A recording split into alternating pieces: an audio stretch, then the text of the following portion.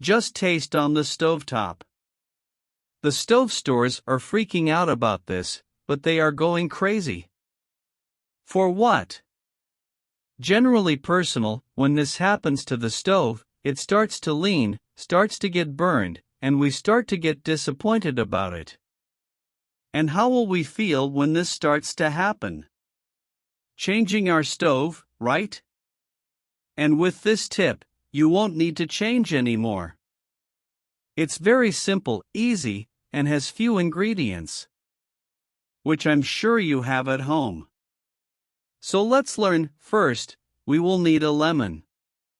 Let's cut it in half, because we'll need its juice. You will squeeze the whole lemon. No need to strain, you can use any type of lemon. Has your mouth ever received grease that is difficult to remove? How to clean and maintain it after squeezing the lemon.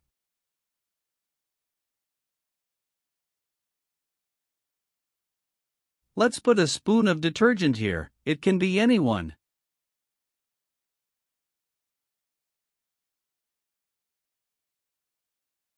Our next ingredient is baking soda. We will add a tablespoon of baking soda. When you add baking soda, it will foam from the lemon, but that's completely normal. Okay, let's mix until the baking foam goes down. After giving this reaction, we go there using a syringe. Let's extract the liquid we just prepared. So I'm going to teach you how to apply. Let's go. As you can see, my stove is very old. I've had it for over 20 years.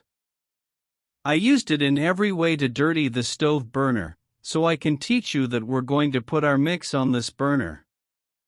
It is very difficult to remove these crusts, even with expensive products like lemon, detergent, and baking soda. This will come off very easily. It just drips all over the stove mouth and scrubs with any sponge without having to force you to remove all the crusts. Look how wonderful it is. Very easily, you can remove all the crusts and burnt oil. This mixture melts all the dirt. Now, using a cloth, simply clean your entire stove. And look at it like these wonderful guys. Now I just clean my hair like this. Have you ever done this at home? I hope you enjoyed today's tip. I'm waiting for you in the next video.